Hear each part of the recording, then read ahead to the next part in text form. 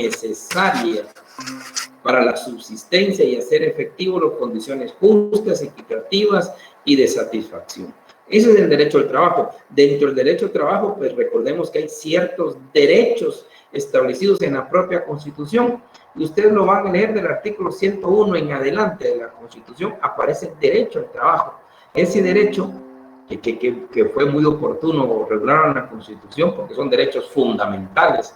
Ahí nos aparece también el derecho a la huelga, el derecho a la sindicalización, el derecho a un salario justo, el derecho a las vacaciones, el derecho a una jornada de trabajo.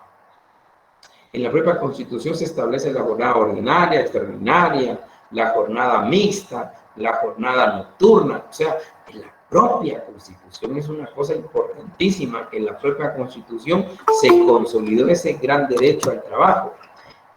Todos, pues muchos tienen la fortuna de la inmensa mayoría de las 8 jornadas, de las 8 horas, de lunes a sábado, mediodía. Ya lo demás, pues ya es extra. Los que estamos en sector privado, pues indudablemente de 8, es de 8 horas y sábados, mediodía. Los que están en sector público, pues benditos ellos, solo trabajan de lunes a viernes, descansan sábado y domingo. Pero son grandes logros. Esto no ha sido de la noche a la mañana. Antes podían haber tenido jornadas de 16 horas laborales. Hoy no, hoy ya son 8 horas máximo. Si me hace trabajar 1 hora más, me la paga, y me la paga doble. Eso es lo que realmente nos está diciendo como derecho humano.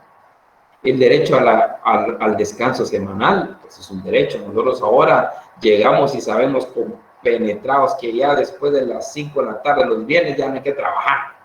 O los sábados, mediodía, ya hay que irnos a descansar. Pero son grandes logros que se han tenido durante una historia muy larga, y ahora nosotros pues somos los afortunados de disfrutarlo.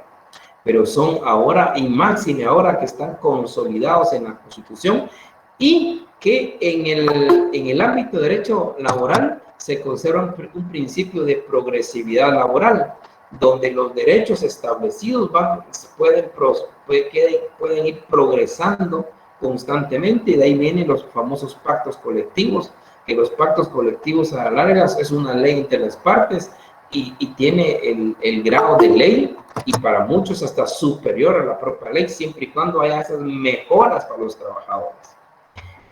Ahora, en donde se discute un poquito, la Constitución lo divide en sección 8ª y sección 9ª. En la sección 9ª es un poco discutible, porque en sección 9ª ya se habla de trabajadores del Estado. Y recordemos que los trabajadores del Estado son trabajadores del pueblo, para el pueblo, servirle al pueblo. Entonces, el pueblo es el que tendría que poner las condiciones, y el pueblo estableció como condiciones. Ahí está la sección 9ª, y una de ellas que se mantiene en constante discusión son las famosas indemnizaciones en el ámbito del sector público, donde hay pactos que pueden regular hasta 20 años de pago de indemnización, pero la Constitución en el 110 lo establece como máximo 10 meses de indemnización. Entonces, eso es una discusión fuerte, porque hay un choque ahí entre los derechos progresivos de los trabajadores como principio fundamental y el tope máximo que pone la Constitución. Entonces, pero creemos, pues, desde mi punto de vista, pacto social supera cualquier pacto colectivo, y el pacto social estableció como techo máximo 10 meses para indemnización de los trabajadores. Distinto es el sector privado. El sector privado dice que no tiene techo, porque es a lo que lleguen a consensuar patrono individual con trabajadores que dependen de ese patrón. O sea, pero lo importante es que esos derechos fundamentales, derechos al trabajo, lo tenemos con claridad o medianamente claro dentro de la propia Constitución. También dentro de la Constitución, y como parte de los derechos económicos, sociales y culturales, está la seguridad social. Esa seguridad social, que al menos en Guatemala también existe parte, y lo miramos lógico, por ejemplo, la jubilación. Después de tanto trabajo realizado como joven, como adulto, llega un momento en que tiene que retirarse, porque obviamente las fuerzas no son las mismas. Ustedes, porque están jóvenes, Uno cuando está joven cree que la energía va a perdurar toda la vida, pero no es así, la energía se va acabando.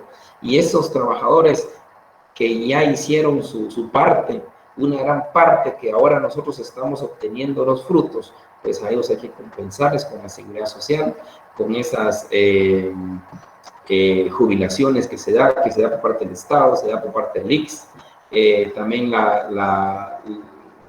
los salarios por incapacidad de trabajo, eso también es parte del seguro social, y la salud que se mantiene como seguridad social ya la persona jubilada. Lo que no gozamos acá, pero sí muchos países, especialmente el sector más desarrollado, también hacen un servicio social las personas que han dejado de trabajar. Cuando las personas dejan de trabajar, se les da un pago, quizás no como el que percibían estar trabajando, pero sí reciben un pago durante un determinado tiempo, como una forma de subsidiar la situación crítica que está sin trabajo. Entonces, eso no digamos nosotros, porque depende de las condiciones, como lo dijo la Comisión de Derechos Económicos, Sociales y Culturales, es que depende de las condiciones de los estados, hasta donde los estados tengan sus condiciones, se pueden comprometer a hacer efectivos estos derechos. Entonces, la seguridad social es muy importante como derecho económico, social y cultural, el derecho a la huelga como parte del derecho económico, social, la libertad sindical también como parte de eso, la educación misma, esa formación que se da como un derecho humano. Nosotros tenemos un derecho humano a la educación, por eso hay rangos establecidos hasta donde es obligatoria la educación, sin establecer que la educación para garantizarse debe ser gratuita. Y es lo que nosotros tenemos, y tenemos la fortuna de constitucionalmente establecida y grandes logros de las personas que estuvieron antes que nosotros, esos logros de establecer una autonomía universitaria, de establecer la gratuidad en la educación.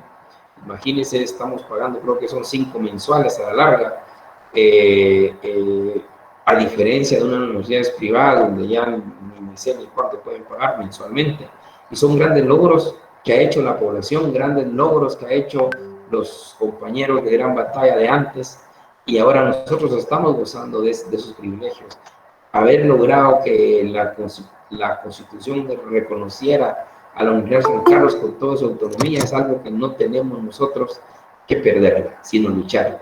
Entonces, es parte de la educación, no solo la educación primaria, no solo la secundaria, sino la formación dentro de las universidades. Y especialmente nuestra universidad, nuestra alma mater, que lo debemos todo, y ustedes también le van a deber todo, porque la verdad es que es casi gratuita, ¿verdad? Y eso se lo agradecemos también indudablemente al pueblo, que es la que mantiene la universidad, garantizando la educación universitaria en el ámbito nacional. Y qué bueno, pues, que también ya hay Universidad de San Carlos en varias partes de los departamentos de Guatemala, que esto es muy importante para llevar también gratuidad en la universidad a nivel departamental. Situación que antes no ocurría, hace unos 25 años, imposible, más que solo en Quetzaltenango y Guatemala había Universidad de San Carlos, y de ahí no había nada, absolutamente nada, máximo derecho. Entonces, son grandes triunfos que se han ido gozando a través de ese derecho que tenemos a la educación, porque la educación lo que viene a contraer es la ignorancia. Con la educación, con la formación, pues obviamente se va creando conocimiento, y con conocimiento libera de cualquier atadura que se puede tener, y por eso la educación es fundamental. También tenemos un derecho a la calidad de vida, un derecho a la vivienda, el derecho al ocio, a la alimentación, al vestuario, a la salud, al tema de las vacunas, por ejemplo, es parte del derecho económico y social, que siempre se tiene que establecer que la vacunación debe ser gratuita, más en esta pandemia que estamos pasando. Yo sé que hay mucho escepticismo, muchos no quieren hacerlo, pero es obligación del gobierno de ponernos la vacuna, al menos para que nosotros podamos determinar si la queremos, aunque la invitación es hacerlo. El derecho a la vida cultural, el disfrute de las artes, el disfrute de los progresos científicos, de obras literarias, obras artísticas, obras de pintura, pues esos son también derechos. Por eso están los museos, ahí están para que se dé el arte, se dé la cultura, que es parte de la formación del ser humano. Esos son los derechos económicos, sociales y culturales. Vale la pena resaltar que tanto los derechos civiles y políticos, que son de primera generación, como estos de segunda generación, que son los económicos, sociales y culturales, vale la pena resaltar, compañeros, que estos derechos civiles y políticos, y económicos, sociales y culturales, cada uno de ellos tiene su propio pacto internacional. Ambos pactos surgieron en el año de 1966, pero entraron en vigencia hasta en el año de 1976. 10 años tardaron para que se estuvieran en vigencia. ¿Y por qué 10 años tardaron para que estuvieran en vigencia? Porque tuvieron 10 años para ser ratificados por una determinada cantidad de estados, y hasta que esos estados, determinada cantidad de estados, hubieran ratificado ambos pactos entraron en vigencia. Lo importante es que los derechos civiles y políticos tienen su pacto internacional. Los derechos económicos, sociales y culturales también tienen su pacto internacional. Y esto es importante porque cada uno de estos derechos anteriormente vistos, civiles y políticos, económicos, sociales y culturales, tienen su pacto. Y el primero se llama Pacto Internacional de Derechos Civiles y Políticos, y el segundo se llama Pacto Internacional de Derechos Económicos, Sociales y Culturales. En el Pacto Internacional de Derechos Civiles y Políticos están contemplados los derechos que ya vimos: el derecho a la vida, el derecho a una religión, el derecho a la justicia, todos los derechos que vimos, el derecho al asilo, el derecho a la familia, el derecho a la propiedad. Ahí establecen los derechos individuales como derechos civiles y políticos. Ahí también establecen la tutela judicial efectiva. Dentro de los derechos económicos, sociales y culturales también tiene su pacto internacional, que es el segundo. Lo importante es que cada uno de estos derechos anteriormente vistos como primera y segunda generación tienen cada uno su pacto internacional. Ese pacto, tanto civil y político como económico, social y cultural, son pactos universales, son pactos que lo tienen todos los países, porque la inmensa mayoría de países del mundo lo ratificaron. O sea, este pacto que usted puede traer a colación aquí es el mismo pacto que lo ven en Austria, que lo ven en Ecuador, que lo ven en Chile, que lo ven en Alemania, que lo ven en Rusia. Rusia también está establecido con ese pacto internacional de derechos civiles y políticos, garantizar esos derechos a los ciudadanos. También derechos económicos, sociales y culturales están en el pacto en ese pacto internacional de derechos económicos, sociales y culturales, también ratificados por la inmensa mayoría de los estados, para garantizarle a sus ciudadanos estos derechos anteriormente establecidos, que no son fáciles, porque si los individuales son difíciles de proteger, no digamos también los colectivos, porque ahí depende de la situación económica de cada estado. Es importante saber que los civiles y políticos tienen su pacto internacional. Los económicos, sociales y culturales también tienen su pacto internacional. Ahora, existe una tercera clasificación, que es los de solidaridad, de pueblos o de solidaridad. Estos son complementarios, estos son supranacionales, porque lo que se persiguen es un mundo feliz, un mundo de paz. Esos son los derechos de solidaridad, supranacionales. Los individuales, pues, es uno. Los colectivos, pues, es la sociedad de un estado. Y estos de tercera generación ya son supranacionales para todos los estados. Y ahí viene el tema del desarrollo del ser humano, de crear beneficios sociales, culturales y económicos para todo el mundo, para tener acceso al transporte, al deporte, a la formación, a la salud en general. Este es el plan del derecho al desarrollo humano. También el tema de la libre determinación de los pueblos, que todos los pueblos tienen el derecho de autodeterminarse con su condición política y desarrollo económico y social. Así también que todo ser humano puede reivindicar su pertenencia en alguna comunidad étnica, religiosa o lingüística. Esto es el derecho a la libre determinación de los pueblos. Indudablemente también está el otro derecho al medio ambiente, quizás es de los más famosos de la tercera generación, porque lo que establece ahí es un ambiente sano, es proteger el medio ambiente, limitando muchas cosas que el hombre ha contaminado al medio ambiente. Y esto es parte de la formación y educación y sensibilización, y es parte que los estados también no han estado trabajando. No es de extrañar que uno de sus hijos o uno de sus hermanos hoy día les diga, mira papá, mi hermana, yo no tomo pajilla. ¿Y eso por qué es? Por la misma cultura, la misma formación que hoy día los colegios están haciendo. El tema del reciclaje también es formación de los colegios, porque lo que se quiere es el medio ambiente. Hay muchos niños que hoy día sí le hablan a uno del medio ambiente, que no hay que tirar basura por el medio ambiente, que no hay que destruir los árboles por el medio ambiente, que no hay que gastar papel por el medio ambiente. Y también instituciones o empresas que en esta época de pandemia ayudó mucho, no solo a la comunicación y a no estar estáticos, sino también se promovió de determinada forma el medio ambiente, porque se evita en algunos casos gastar papel, que todo es vía computadora. Entonces, esto es parte del medio ambiente y parte de la tercera generación.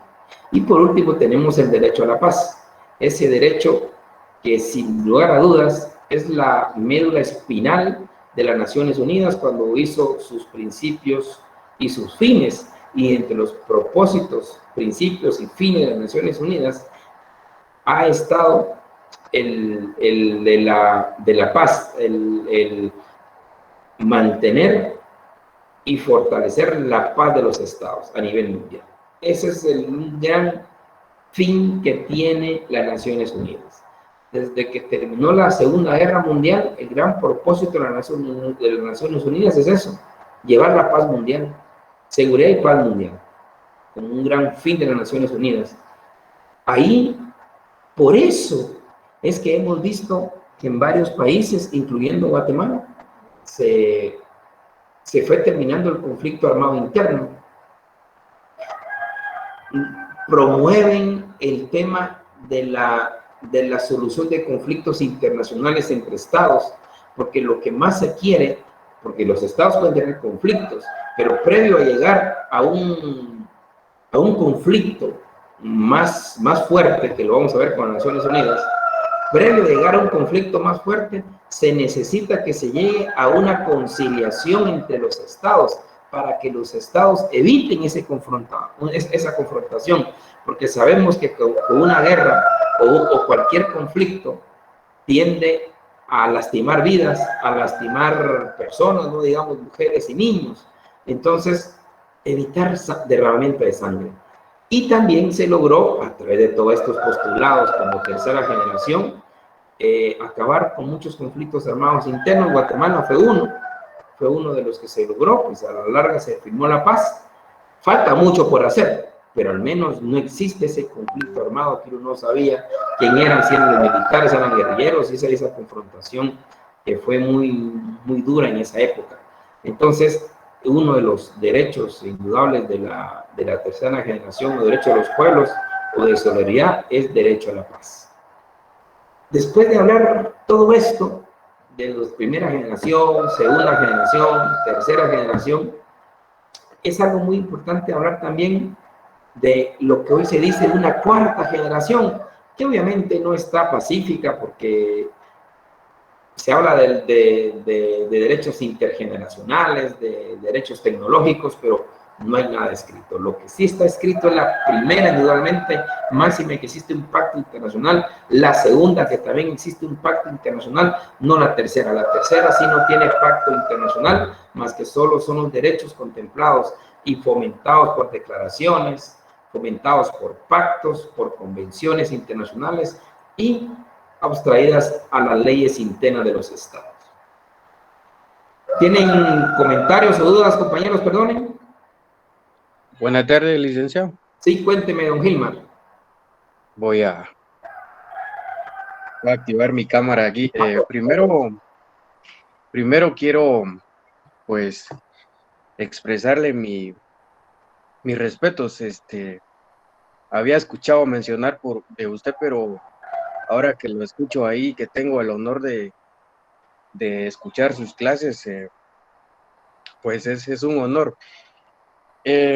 Sinceramente, quería comentar que ahorita hablando lo que usted estaba diciendo de los derechos que tenemos es un tema muy importante y como usted lo decía, el derecho a la educación.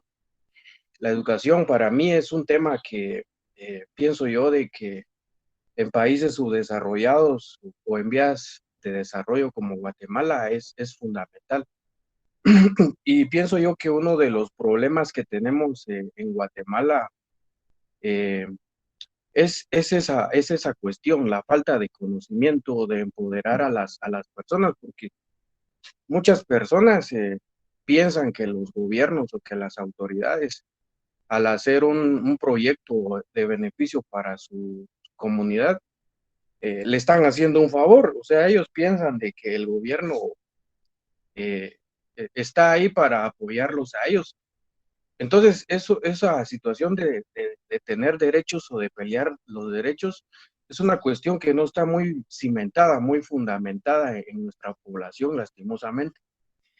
Y entonces, como decía usted, al tener el acceso a la educación, al conocimiento, posiblemente la gente vaya cambiando un poco su percepción y vaya empoderándose, ¿verdad? Pero más allá de empoderar, creo que también está la cuestión de exigir. Algo muy importante que usted decía es de que lo que nosotros ahorita estamos disfrutando, todos esos beneficios, en algún momento hubo una generación que luchó, que tal vez entregaron su vida, que fueron perseguidos, pues yo no sé cuántos compañeros aquí tienen algunos años. En el caso mío, yo tengo 35 años, no me considero muy viejo, ¿verdad?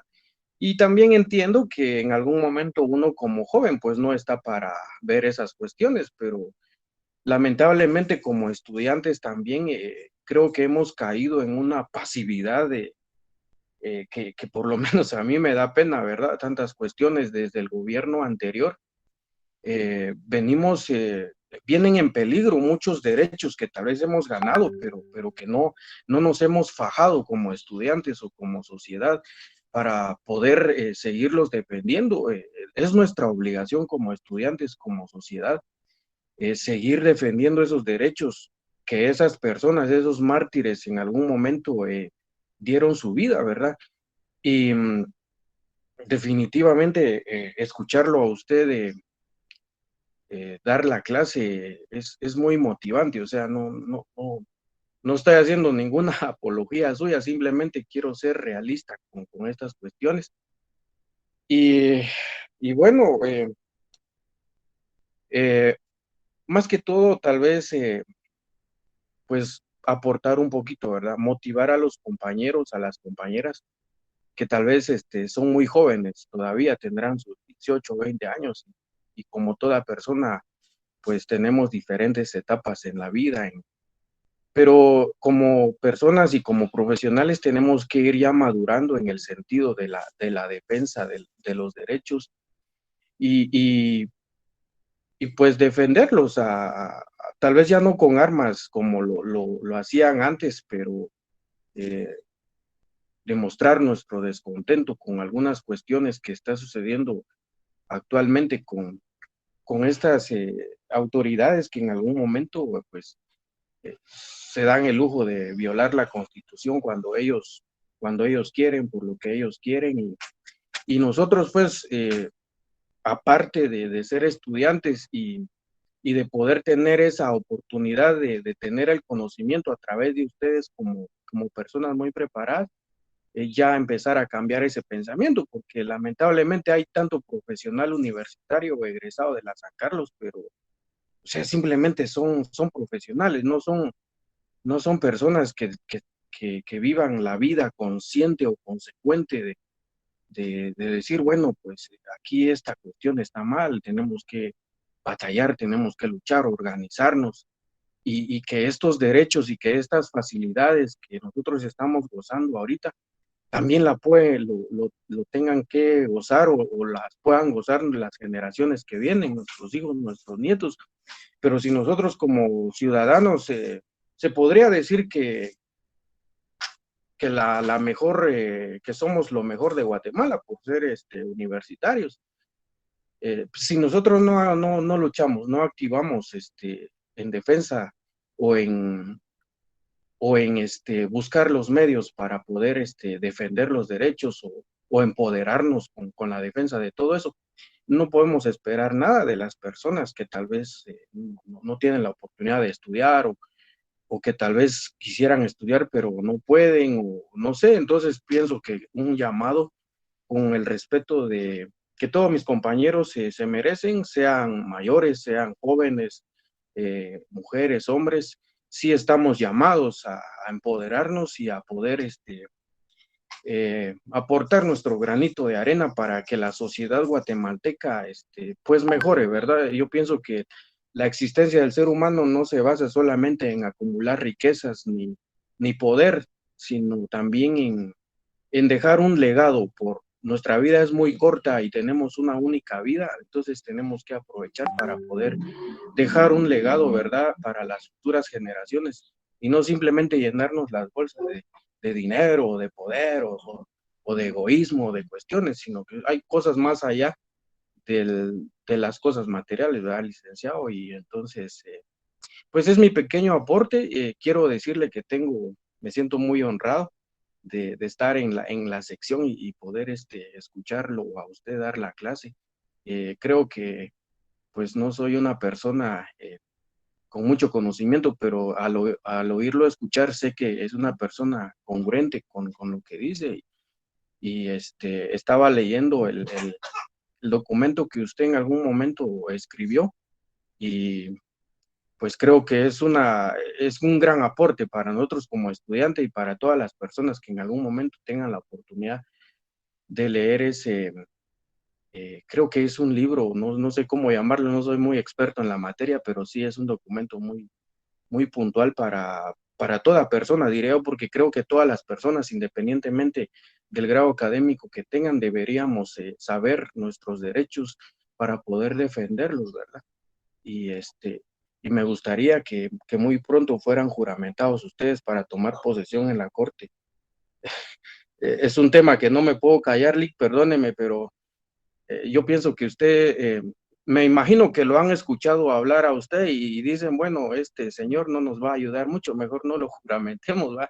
No sé cómo está su situación, no quisiera meterme ahí, pero tengo mucha duda, yo que me informo mucho con la hora, que la hora allá está al punto informando de esas cuestiones y me gustaría que el Consejo Superior Universitario pues agilizara las gestiones para que ustedes puedan, creo que serían de mucho, aportarían muchísimo, licenciado, y bueno, pues yo estaría honrado de que usted esté ahí aportando. Creo que tiene mucho que aportar a las leyes o a los derechos o a todo lo que concierne, ¿verdad?, la máxima corte de nuestro país. Le agradezco por el espacio, licenciado. Disculpe ahí la molestia. No se preocupe, don Gilmar, muy agradecido. Y lo más importante es esto que usted dice, defender nuestros derechos. Eso es algo muy importante, no solo en el ámbito individual, sino también en el ámbito colectivo. Y muchas gracias, le agradezco un montón. Algo muy importante también, compañeros, me gustaría que buscaran ustedes en el artículo 138 de nuestra Constitución. El 138 de nuestra Constitución se establece la suspensión de garantías individuales. Suspensión de garantías individuales. Miren, ya hemos visto los derechos individuales, hemos visto los derechos colectivos, hemos visto los derechos de tercera generación, pero también hay una forma de suspender las garantías individuales. Como dice don Gilmar, ya tenemos nosotros estamos en una generación y a ustedes tocó una bonita experiencia, una bonita generación, porque vivimos cosas que otras quizás no lo han visto. Y una de ellas es que, nos guste o no, por la misma pandemia, se nos aplicaron ciertos estados de prevención, estados que nos suspendieron nuestras garantías individuales. Cuando ver uno esto, donde decían, bueno, a las 6 de la tarde ya nadie tiene que estar fuera, a las 4 de la tarde y todas las patrullas andaban, yo no tenía que estar encerrado, pues son los estados de excepción que de una u otra manera los garantiza el 138 de la Constitución cuando se den estados de alarma, de calamidad, de terrorismo, sitios, sabotajes o la guerra misma dentro de un estado. Entonces, vale la pena y mi súplica es que lean el 138 de la Constitución para establecer esa suspensión de garantías individuales que trae consigo la ley del orden público, que la ley del orden público hay que aclarar, bueno, ustedes ya lo vieron en derecho constitucional, la ley del orden público es preconstitución, pero la propia constitución la avala para estos estados de excepción. Ahora voy a pasar a un tema, si lo anterior era polémico, el siguiente es más polémico. Con el derecho consuetudinario, ¿qué pasa con el derecho consuetudinario? Sí, doña Tiffany. Sí, antes de que pase, yo quería hacer una pregunta. O sea, en caso de que un país no adopte los derechos que se ratifican por las organizaciones como la ONU, supongamos, ¿esta respeta la autonomía de los países o hay algún tipo de consecuencia? Uy, ¿cómo así? Si un Estado no es parte de del Pacto Internacional de Derechos Civiles y Políticos, dice. No, por ejemplo, hay algunos derechos que ya se ratifican con por ejemplo, la ONU o la OMS, pero algunos países que están dentro de ellas no lo respetan, o sea, no los quieren como que adoptar dentro de sus leyes. Entonces, esa era mi pregunta. No muy entiendo la pregunta, pero voy a tratar de descifrar. Usted dice, por ejemplo, la OMS. Si hay unos estados siendo parte de la OMS, no adoptan las reglas de la OMS. ¿A eso se refiere? Sí, básicamente. Ok. Pues mire, como la Organización Mundial de la Salud, pues tiene que tener sus estatutos. No, sí, así era. Definitivamente cuando los estados se contraponen o se contradicen a los pactos internacionales, pues los pactos tienen algunos comités o algunas que velan por el cumplimiento exacto de esos pactos o esos compromisos. Y cuando no se cumplen, Guatemala también ha incumplido ciertos compromisos. Entonces, es ahí donde pueden tener sanciones, no son sanciones económicas, sino sanciones de, de índole de comunicación o algunos beneficios, que a la larga eso es la única repercusión que tienen, pero ya más allá, solo cuando se violente la paz o seguridad mundial puede entrar a las Naciones Unidas. Bien, entonces vamos con el tema más polémico aún de los derechos del derecho constitucionario. Para hablar sobre el derecho constitucionario, a mí me gustaría que ustedes tuvieran 5 minutos ahorita y me lean el artículo 58 y 66 de la Constitución. 58 y 66 de la Constitución. Aparte, me lean el artículo 8 y 9 de la Constitución, el 203 de la Constitución y el 8 y 9 de la OIT. Se lo repito, es 58 y 66 de la Constitución, el 8 y 9 de la Constitución, el 203 de la Constitución y el 8 y 9 del Convenio 169. En unos 5 minutos empezaríamos a dialogar sobre ese tema.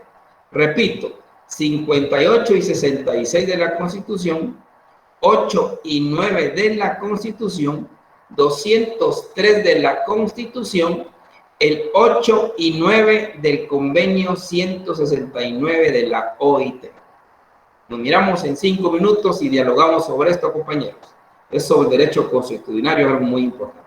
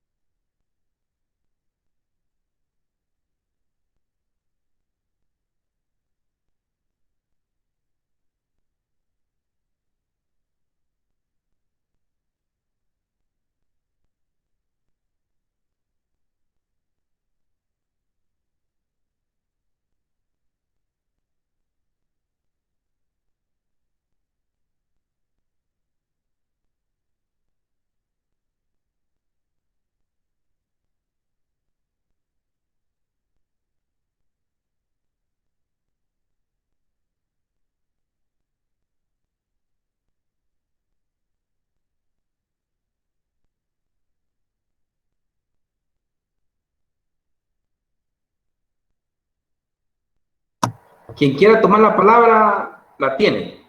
Para el tema este de del derecho constitucional, compañeros.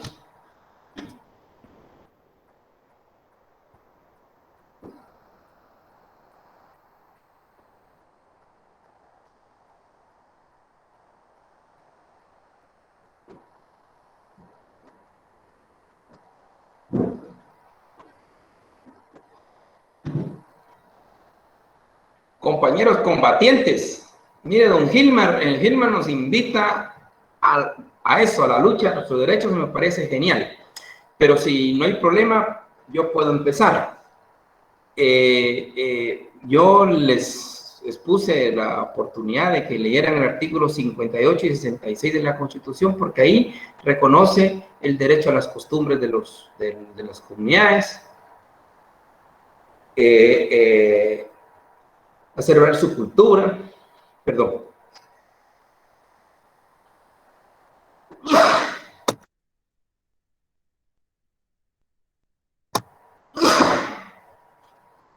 Perdón, compañeros, que vean que no estamos cerca. Entonces, salud, licenciado. Gracias. Salud, licenciado. Son los derechos, el derecho constitucional.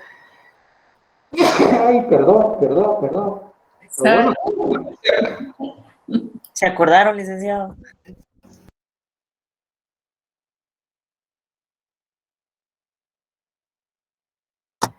es 58 y 66. Quizás yo no tengo la mayor discusión, no se puede centrar en administrar justicia en distintas ramas del derecho, como dice el artículo 8 del convenio 169. Por eso les invité a leer el convenio 169, que el convenio 169 es el convenio que avala el derecho constitucional. En nuestro país nosotros hemos visto en más de una ocasión, y creo que la semana pasada hubo una otra, donde la comunidad se une, respeta a sus autoridades y las autoridades mismas administran justicia, hablando en el ámbito penal, que es lo que me voy a centrar. Porque el artículo 9 del convenio 169 es estrictamente penal cuando se habla de cuestiones de delitos. El tema, y es donde yo quiero centrarme en la discusión, es que el artículo 9 del convenio 169, no lo tengo claro, pero sí sé el contexto, que dice que cuando se trate de delitos, se permite a los pueblos administrar sus costumbres, justicia de conformidad a sus costumbres, pero tiene ahí una salvedad. Y dice siempre y cuando se respete el sistema jurídico nacional y se respeten los derechos humanos. O sea, ese es un tema de derechos humanos. El convenio de la OIT del 169 habla que es un convenio de derechos humanos también. Pero dentro de ese mismo convenio de derechos humanos resalta la protección de los derechos humanos. O sea, ustedes administren justicia penal sin ningún problema con base a sus costumbres. Nítido. Pero, ojo, el mismo convenio 169 pone unas dos circunstancias ahí muy importantes, que es siempre y cuando no contradiga su sistema, el sistema jurídico nacional, ojo, siempre y cuando no contradiga el sistema jurídico nacional y que no contravenga los derechos humanos internacionalmente reconocidos. Y es aquí donde tendremos que ubicarnos nosotros en los derechos individuales, especialmente en la tutela judicial efectiva.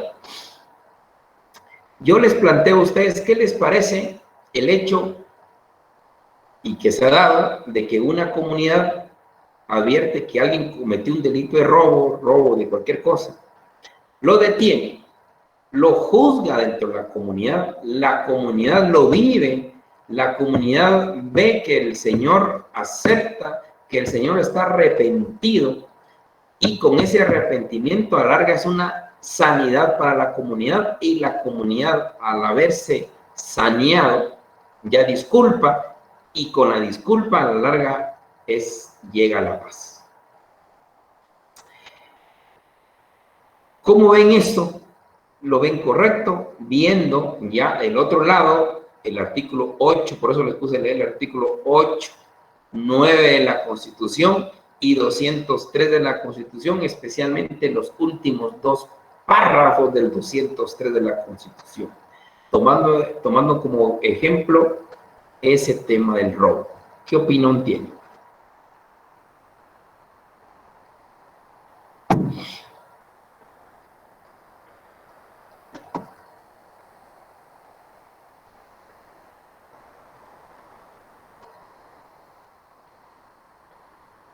Bueno, no me quieren opinar. Bueno. Buenas tardes, licenciado. Kenny, cuénteme, doña Kenny. Pues, dependiendo la clase de robo que sea, por ejemplo, si es un robo de una gallina, ¿verdad? Un ejemplo, que en el interior, pues, podría ser robo de ganado, robo del producto de la agricultura, o en algunos casos, tal vez podría ser el robo de alguna tienda grande, como se da en el interior, ¿verdad? Que es más que todo eso, son pocos los comercios bastante grandes. Pues, a mi criterio, considero que es bien empleado si la comunidad se encarga de resolver la situación entre la persona que robó y el agraviado, ¿verdad? Porque si ellos consideran que no da más la situación, no hay por qué hacerla más grande, ¿verdad? Si ellos consideran que la paz de su comunidad, la paz entre personas, la paz entre familias, se va a mantener de esa manera, pues ¿por qué venir y llamar a la policía y tal vez hacer más grande la situación cuando realmente no lo es, ¿verdad? Sin embargo, hay casos donde las personas pues linchan, ¿verdad? Y ahí es cuando entra tal vez la situación esta de los derechos humanos, cuando las personas ya no utilizan el castigo maya, por decirlo así, ¿verdad? O el derecho consuetudinario, sino que ya vienen y ya tratan de otra manera a las personas, los quieren linchar, que los quieren quemar, que los quieren matar y todas estas situaciones, ¿verdad? Entonces ahí es cuando ya viene y se les están violando sus derechos como personas, ¿verdad? Y ahí sí es cuando se debería de llamar a la autoridad para que interfiera entre la situación, no tomar la justicia, digámoslo de esa manera, ahora en las propias manos de las personas. ¿Qué tal, don Marcelino? Es muy a mi criterio, ¿verdad? Criterio personal. Muy bien. Don Alan, por favor. ¿Qué tal, licenciado? Fíjese que a mi criterio yo pienso que está bien en cierta parte, porque obviamente nuestras modalidades son diferentes a las modalidades que ellos llevan adentro en el interior del país, pero como bien decía mi compañera, algunos castigos, por así decirlo, porque son castigos los que hacen, no son como que adecuados o llegan a encuadrarse dentro del derecho humano, de los derechos humanos, porque llegan a linchar, llegan a golpear, y si no se hicieran ese tipo de castigos y se llevaran otro tipo de acuerdos para que el delincuente realmente no volviera a recidir en sus delitos, por mí yo creo que estaría bien, porque estamos respetando sus tradiciones y a la vez el delincuente no está residiendo. Pero si el delincuente vuelve a residir y si la población, en vez de dar estas cosas de mutuo acuerdo para llegar a una paz, llegan a los linchamientos, creo que ahí ya estamos realmente dejando tanto el derecho penal como los derechos humanos. Entonces no se está llegando a nada si no se llega a ese tipo de cosas, al punto de que el delincuente no vuelva a residir y el respetar los derechos humanos de parte de la comunidad cuando imponga un castigo. Pues ese es mi pensamiento. Muy bien, miren, el tema es complicado porque cuando yo les puse a leer artículos 8 y 9, dice que toda persona tiene que declarar frente a las autoridades judiciales, mandato constitucional. El 203, últimos dos párrafos, dice que nadie puede administrar justicia más que la Corte Suprema de Justicia. Lo dice el 203 de la Constitución. El artículo 58 y 66 de la Constitución habla de que se debe respetar las costumbres de las comunidades también. Y el artículo 8 y 9 del convenio 169 que nos dice que las comunidades pueden administrar justicia de conforme a sus costumbres. Hay un tema importante, siempre y cuando no contraiga el sistema jurídico nacional. Yo creo que estoy totalmente de acuerdo con el tema cuando se trata de delitos pequeños, pues también en el ámbito estatal están las famosas conciliaciones que los hacen los juzgados de paz, o hay oficinas de conciliación distintas al juzgado de paz donde van a conciliar por delitos leves. Totalmente de acuerdo, las comunidades lo hacen en público, lo hacen ante sus autoridades, que son sus autoridades y que los respetan, que es algo muy importante. Pero, ¿qué pasa en delitos más gravísimos, más graves, como el tema de corrupción? Como, imagínense un tema de corrupción en las municipalidades donde con un castigo, pues, no sé, ¿qué pasará? El tema de narcotráfico, el tema de trata de personas, el tema de violaciones o asesinatos, eso creo que es un tema más complicado, un poquito más complicado. Por eso a mí me llama la atención y con eso quiero hacer valer esto, que el Código Procesal Penal en una reforma que hubo, creo que en el año 97, una reforma para mí magnífica, la reforma, es una forma de lograr empatar el derecho estatal con el derecho consuetudinario. Para mí fue una genialidad las personas que lo hicieron. Lastimosamente se ha ido perdiendo, pero la idea es magnífica, cómo entrelazar el derecho consuetudinario con el derecho estatal. Y la idea fue la creación de 5 juzgados de paz comunitarios. Mire qué interesante. Se crearon 5 juzgados de paz comunitarios. ¿Y cómo funcionan los juzgados de paz comunitarios? Esto viene a ser mucho más que interesante. Y ahí acopla el convenio 169 con el 203 de la Constitución. Porque se habla de que los juzgados de paz comunitarios están integrados por 3 jueces. 3 jueces electos por la propia comunidad. Eso me gusta. Los juzgados de paz comunitarios están integrados por 3 jueces que lo elige la comunidad, con la idea de que estos 3 jueces administren justicia con base en las costumbres de su comunidad. Entonces, ahí, y además de esto, son electas las 3 personas y automáticamente, con base en la Constitución, la Corte Suprema de Justicia los juramenta como jueces. O sea, les da la categoría constitucionalmente establecida como jueces y ellos administran justicia en la comunidad. Vale la pena resaltar que dentro de la tutela judicial efectiva que ya vimos, ahí aparece igualdad procesal, derecho a un juez natural, derecho de defensa técnica, derecho de defensa material y derecho a un recurso. Entonces, dentro de las comunidades como hemos visto ahora, hasta qué punto se garantiza esa tutela judicial efectiva, tomando en cuenta que la tutela judicial efectiva es un derecho fundamental establecido en la Constitución, establecido en el Pacto Internacional de Derechos Civiles y Políticos, Pacto Internacional de Derechos Económicos, Sociales y Culturales y también el Pacto de San José. Entonces, para mí fue genial la idea. Ahí se da la compatibilidad entre el derecho consuetudinario con el derecho estatal. El derecho consuetudinario porque los jueces son de la comunidad, electos por la comunidad, y van a administrar justicia con base en las costumbres de la comunidad. Y solo formalmente la Corte Suprema de Justicia los declara como jueces de conformidad con el 203 de la Constitución. Me parece magnífica la idea. El grave problema que aconteció y que creo que está aconteciendo, yo tuve la oportunidad de hace muchos años de visitar 3 juzgados de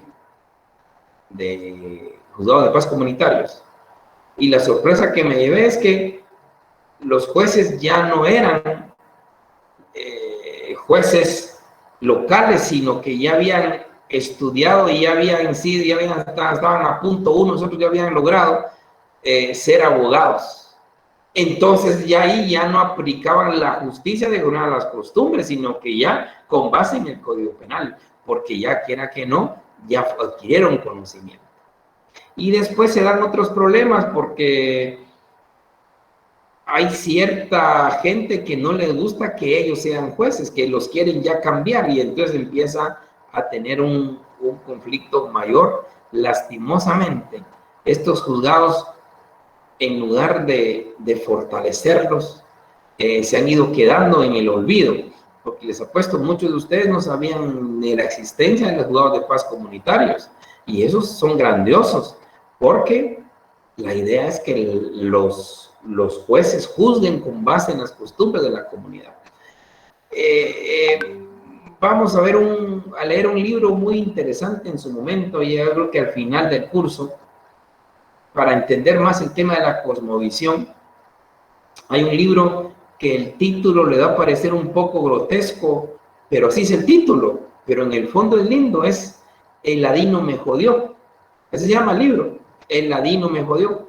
¿Y por qué le jodió el ladino? Porque el juez ladino no conocía en absoluto la cosmovisión del lugar.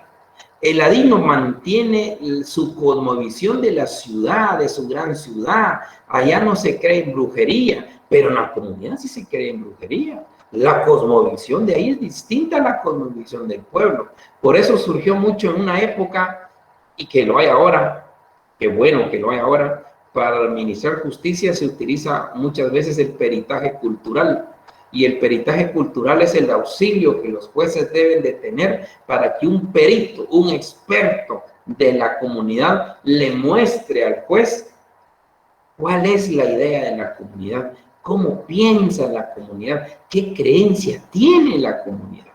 Imagínense muchos de ustedes qué pasa, y máxime cuando ustedes son muy dados a mencionar tanto el artículo 3 de la ley del organismo judicial, cuando se habla de que nadie puede alegar ignorancia de la ley. Imagínense qué delicado es eso, qué delicado. Asegurar que todos sabemos todas las leyes, qué delicado. Yo sé que eso nos enseñaron el primer año de Derecho y fue la gran historia y linda que supimos de Derecho, que nadie fue a la ignorancia, pero ojo, no sabe usted lo complicado que está haciendo usted ahí, no sabe lo duro que está haciendo usted ahí, y con usted mismo, porque dígame, ¿acaso todos los que estamos aquí conocemos todas las leyes? ¿Y cómo es que estamos nosotros asegurando que nadie puede alegar ignorancia a la ley? ¿Cómo le podemos pedir tanta sabiduría en ley en aquel hombre sabio que ha dejado tanta lágrima y tanta fuerza en la tierra, que va a saber tanta ley? Pero a él lo vamos a condenar porque él debió de saber igual que nosotros sabemos de leyes. Un poco duro la norma, pero ese es tema del peritaje cultural, ese es tema del peritaje que nos puede ayudar. Mire, en esta comunidad, si bien es cierto, la ley nacional dice que nadie puede la ignorancia, pero en esta comunidad nadie conocía esa ley. ¿Qué hacemos ahí? Entonces, es parte de ese derecho consuetudinario, pero yo lo que quería llegar es que quizás en delitos graves, gravísimos, y es un tema más complicado, porque lo dice el mismo artículo 9 del convenio 169 y lo dice el mismo 203 de la Constitución, porque ahí es donde creo que el debate tiene que seguir en Guatemala. Sobre esto casi nadie ha escrito, sobre el derecho consuetudinario. Nadie se quiere meter porque sabemos que hay un abandono del Estado, un abandono de años, pues no de ahora, de años, un abandono estatal. Entonces, donde las comunidades al encontrarse solas, al no tener autoridad, pues confían más en sus autoridades locales, y es donde muchas veces es donde hemos visto se ha hecho justicia. ¿Comentarios, compañeros?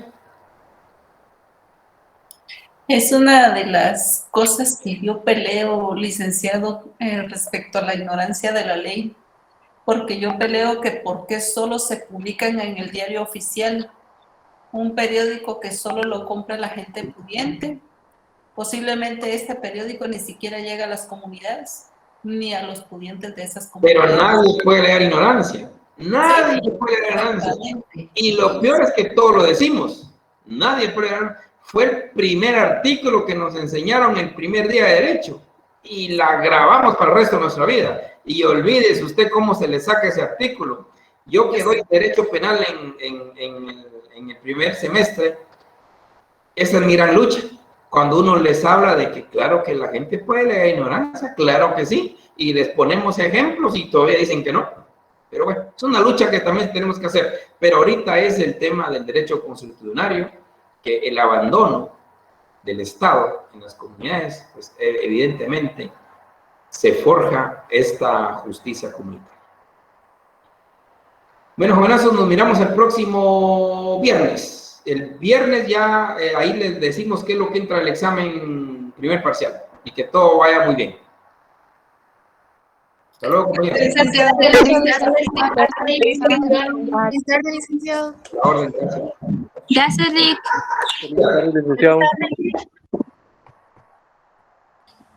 Gracias, Lick. Igualmente, gracias.